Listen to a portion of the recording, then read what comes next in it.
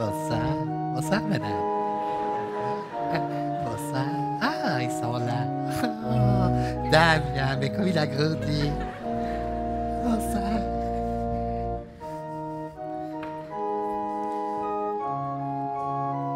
Bonsoir, Vincent. Bonsoir. Ça va-t-il? Ça va tip-top. Ça va tip-top. C'est bien, c'est bien. Chers téléspectateurs, chères téléspectatrices, chers amis du public, je viens ce soir vous parler de gens qu'il vous faut respecter, mais qu'il vous faut aussi savoir reconnaître, les dirigeants.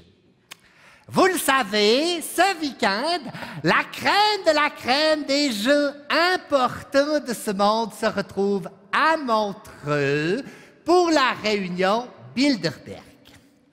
Il faut se réjouir de cela, car il participe à l'accomplissement de la parole divine. Nous lisons dans le livre des Nombres, chapitre 11, verset 16.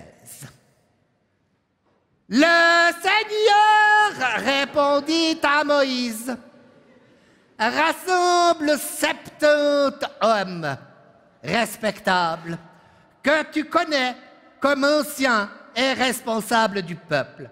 Tu les amèneras là, dans la tente de la rencontre. Ils se tiendront avec toi là devant moi. » Dans les salons du Montreux Palace, ce sont aujourd'hui 128 personnes qui conversent et débattent de comment le monde va aller l'année prochaine. Ils ne sont plus choisis par Moïse, il y a longtemps qu'il n'est plus parmi nous, hein? Mais par ses descendants anciens et responsables.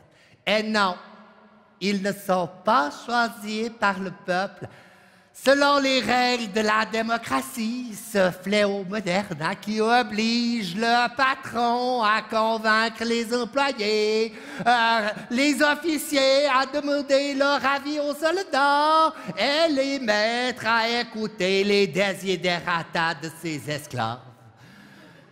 Mais tout fout le camp. La démocratie, ça ne fonctionne que quand les gens votent comme on leur dit. Et à ce propos, hein, ça va de mieux en mieux. Hein. Vous, le peuple, êtes dans une bonne phase, je dois dire. Hein. Vous vous préoccupez de moins en moins des journaux, vous vous éduquez de mieux en mieux en consultant le Facebook et pas en écoutant les professeurs d'université. Vous lisez de moins en moins de livres qui font réfléchir. Et cela est bon.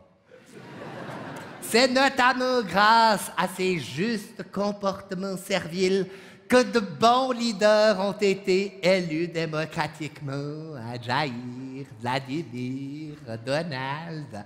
Mais attention, la démocratie nous a aussi donné Obama, Gandhi, Mandela. C'est un couteau à double tranchant. C'est pour cette raison qu'il faut savoir s'abandonner. Nous lisons dans l'Épître aux Hébreux, attendez que je trouve la page, c'est de l'autre côté du bouquin, dans l'Épître aux Hébreux, chapitre 13, verset 17. Obéissez à ceux qui vous dirigent et soyez-leur soumis. Ils veillent sur vous, qu'ils puissent le faire non pas en soupirant, ce qui ne serait pas à votre avantage, mais de la joie. Faites confiance aux dirigeants, les vrais, hein? Pas ceux que vous avez choisis, mais ceux qui le sont par la loi, celle du plus fort, du plus puissant, du plus riche. Vous trouverez ainsi une paix réconfortante. Libérez-vous de vos opinions, d'autres choisiront pour vous. Vous serez alors affranchis d'un fardeau et vous pourrez vous concentrer sur les choses importantes. Regardez la télévision, préparer les vacances aux Philippines ou bien choisir votre nouvelle voiture dans un catalogue. Dormez maintenant, demeurez soumis, laissez-vous faire. Soyez bénis.